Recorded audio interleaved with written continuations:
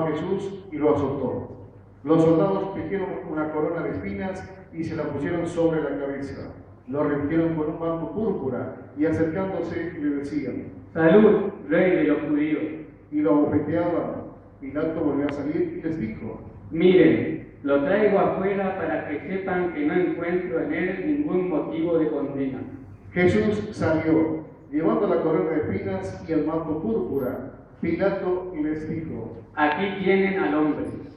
Cuando los sumos sacerdotes y los guardias lo vieron, gritaron: Crucifícalo, crucifícalo. Pilato les dijo: Tómenle ustedes y crucifíquenlo. Yo no encuentro en él ningún motivo para condenarlo. Los judíos respondieron: Nosotros tenemos una ley y según esa ley debe morir porque él pretende ser hijo de Dios. Al oír estas palabras, Pilato se alarmó más todavía. Volvió a entrar en el pretorio y preguntó a Jesús: ¿De dónde eres tú?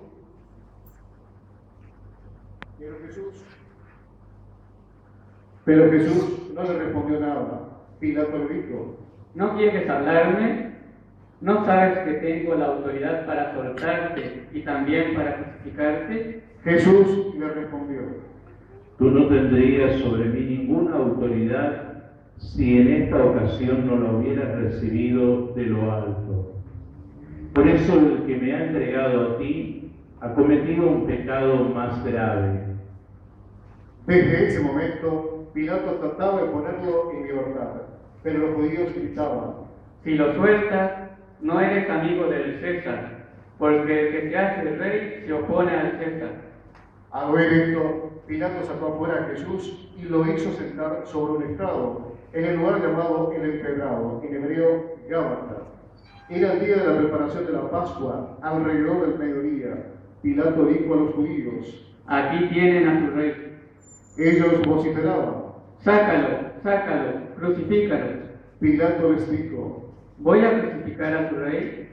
Los sumos sacerdotes se respondieron: No tenemos otro rey que el César. Entonces Pilato se lo entregó para que lo crucificaran y ellos se lo llevaron. Jesús, cargando sobre sí la cruz, salió de la ciudad para dirigirse al lugar llamado el Cráneo, en hebreo Gólgota. Allí lo crucificaron y con él a otros dos, uno a cada lado y Jesús en el medio. Pilato redactó una inscripción que decía: Jesús, el Nazareno, rey de los judíos, y la colocó sobre la cruz. Muchos judíos leyeron esta inscripción porque el lugar decía: Jesús fue crucificado, quedaba cerca de la ciudad y la inscripción estaba en hebreo, latín y griego.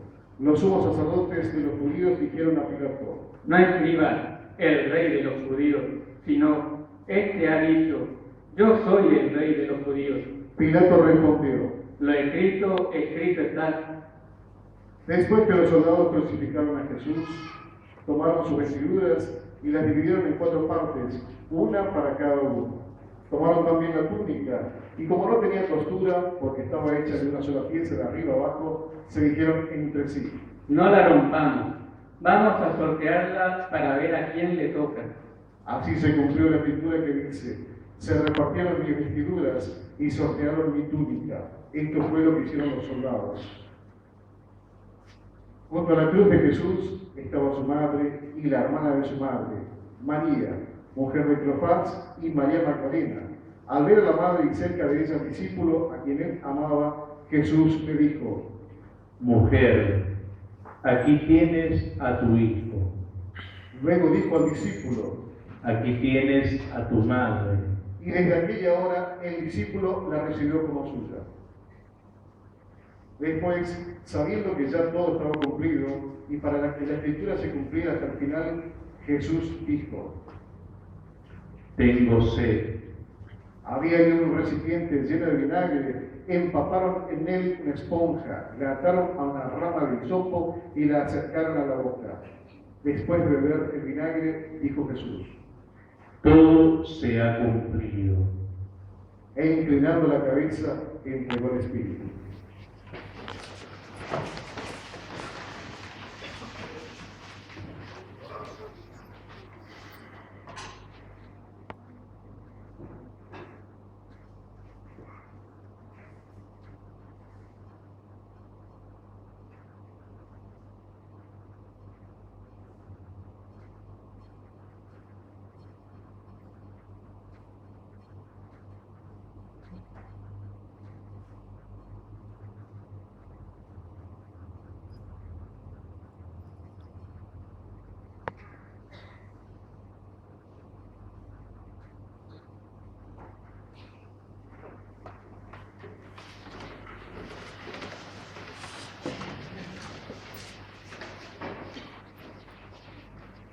Era el día de la preparación de la Pascua.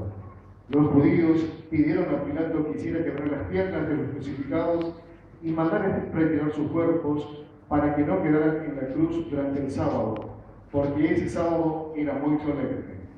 Los soldados fueron y quebraron las piernas a los dos que habían sido crucificados con Jesús.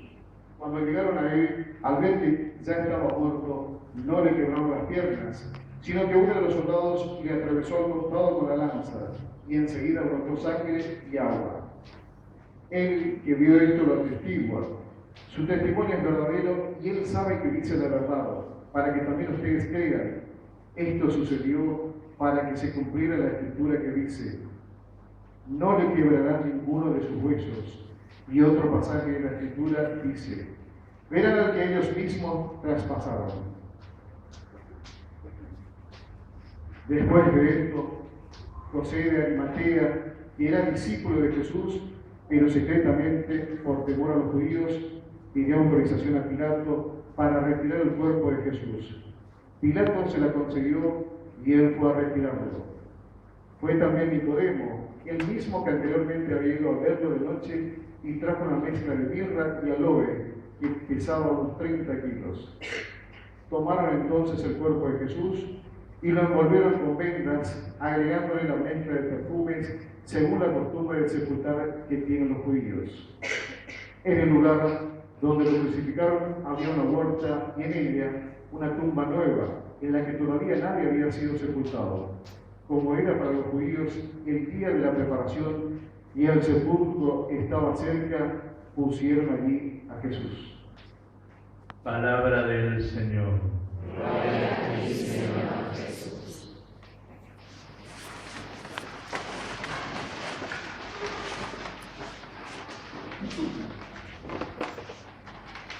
Este día, Viernes Santo, celebramos la pasión del Señor.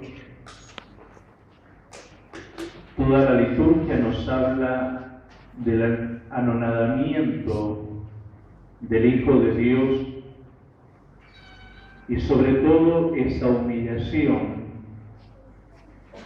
que llega a su momento culmen en el martirio en la cruz, momento en que Dios reconcilia a la humanidad consigo.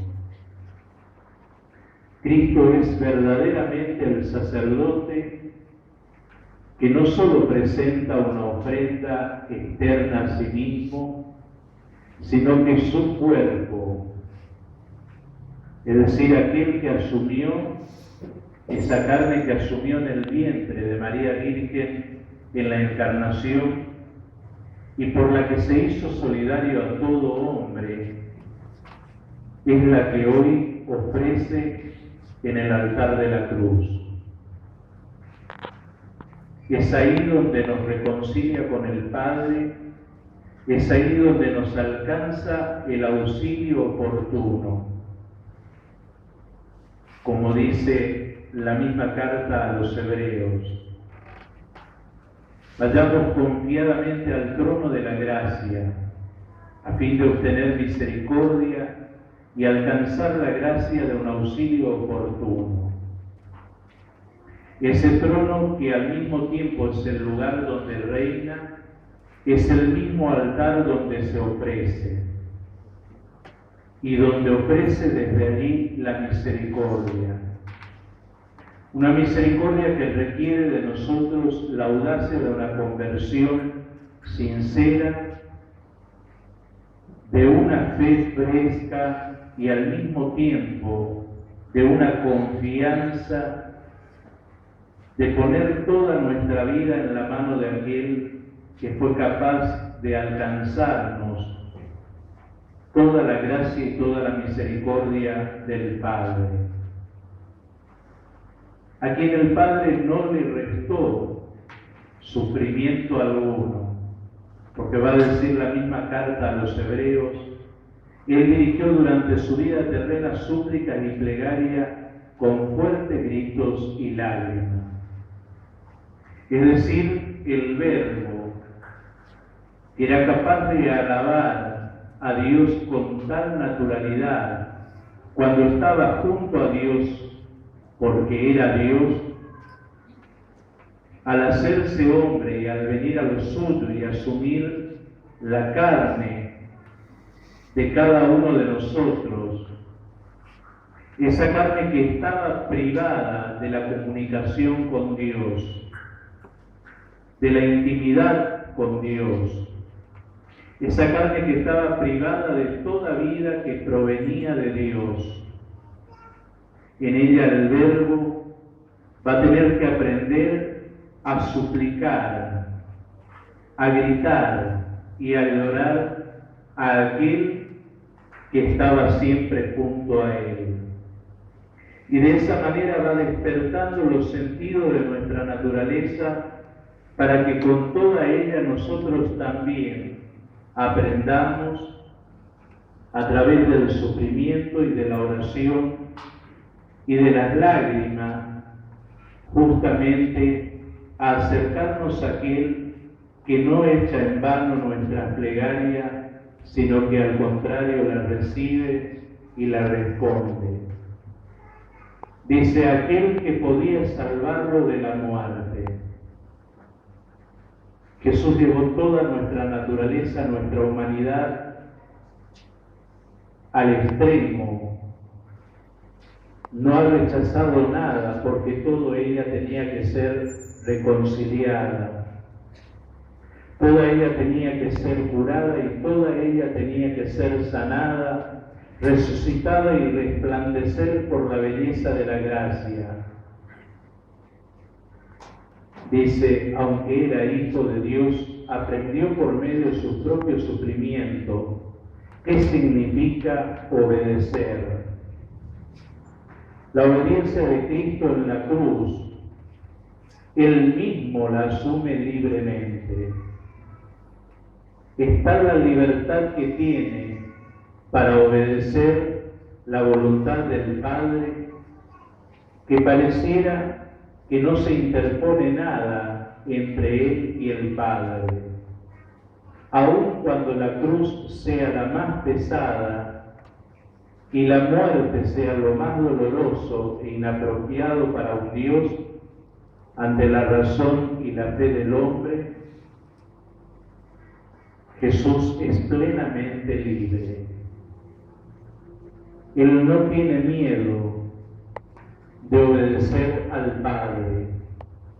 Al contrario, el Jesús que nos presenta el Evangelio de Juan es el Jesús que se siente plenamente libre.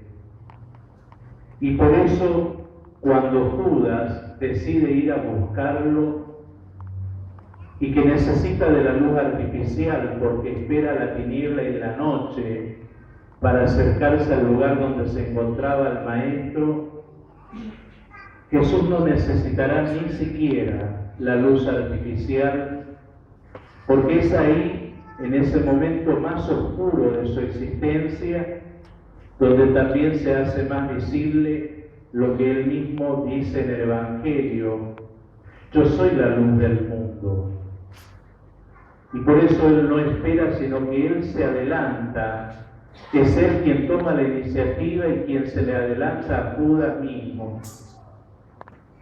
Por eso cuando Él le toma y le dice con el título divino en el Antiguo Testamento, yo soy, el Evangelio va a decir que no es Jesús el que experimenta el polvo del suelo del Getsemaní, sino los que retroceden y caen y tienen que morder el polvo, será Judas con todos sus secuaces.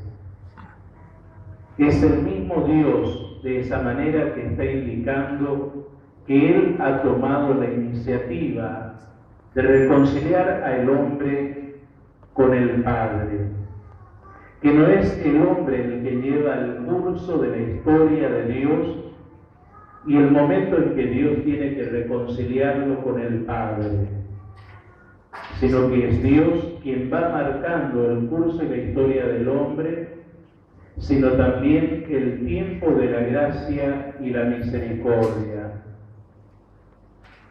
Va a decir también la carta a los Hebreos: Él alcanzó la perfección y llegó a ser causa de salvación eterna para todos los que lo obedecen. es decir, cuando es glorificado y elevado en lo alto, y más aún cuando vuelve a la derecha del Padre, alcanza la perfección que ha tenido, y mucho más aún, porque Jesús cuando ingresa ya al santuario del Padre, que es la eternidad, no ingresa solo, Él viene al mundo solo, asume la naturaleza y experimenta en su vida el abandono y lo que es la carne cuando está lejos de Dios, el hombre cuando está lejos de Dios. Pero ahora que vuelve al Padre, Él siente la cercanía, la confianza, vuelve a experimentar el calor del hogar, pero también el gozo porque consigo ha introducido a toda la humanidad entera ya en la eternidad. Durante el tiempo de la Pascua toda la liturgia se hará eco de esto, y que nosotros como iglesia, como cuerpo de Cristo, como cuerpo suyo, como pueblo de Dios, como rebaño, tenemos que llegar ya donde Él, nuestra cabeza, ha alcanzado, y donde está en lo más alto, y donde nuestra naturaleza glorificada ya está junto al Padre. Por eso ninguno de nosotros puede decir que es incapaz de alcanzar la perfección que solo Dios puede dar, que es la santidad.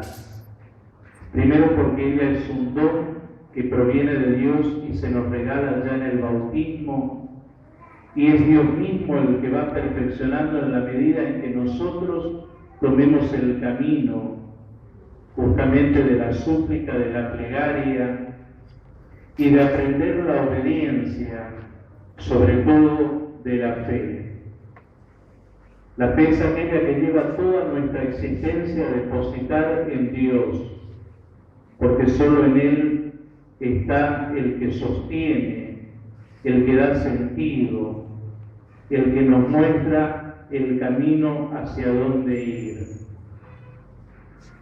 Y solo en Él tenemos la salvación, como va a decir el autor de la carta a los Hebreos, en la medida en que sepamos obedecerlo, es decir, que nos dejemos guiar y conducir por Él. Pensemos un momento en el final del Evangelio. Aparece Nicodemo y también José de Arimatea. Y de esta manera está diciendo que ya no solamente ha muerto por el pueblo pagano y judío, sino que su muerte se abre como don para todo hombre que busca la salvación. Y eso es lo que haremos en el momento de rezar, de presentar nuestras súplicas al Padre por medio de Cristo crucificado, conocida como la oración universal, modelo de toda oración del cristiano, y que nuestra Madre la Iglesia nos enseña en esta liturgia, y de la cual tenemos que aprender, porque es la oración que brota de la cruz, que no hace distinción ni acepción de personas, que abraza a todo y que trata de acercar a todos al Padre. Por eso en esta oración rezaremos por aquellos que creen y los que no creen en Dios, por los que creen y no creen en Cristo, también por aquellos que sufren, también por el pueblo judío, por la Iglesia, por sus pastores, por aquellos que están enfermos, por los que se preparan para los sacramentos. Es decir, en esta plegaria de la Iglesia al pie de la cruz no queda nadie excluido y nadie queda afuera. Por eso es el mejor modelo de oración que tiene que ayudarnos también a que aprendamos a orar al Padre de la misma manera a lo largo de nuestra existencia. en nuestro sufrimiento, en nuestras privaciones, en medio de nuestras lágrimas y, como dirá Pablo, aún en medio de las persecuciones, es ahí donde tenemos que elevar súplicas y acción de gracias al Dios que todo lo puede y que justamente en Cristo nos alcanza su misericordia y su salvación.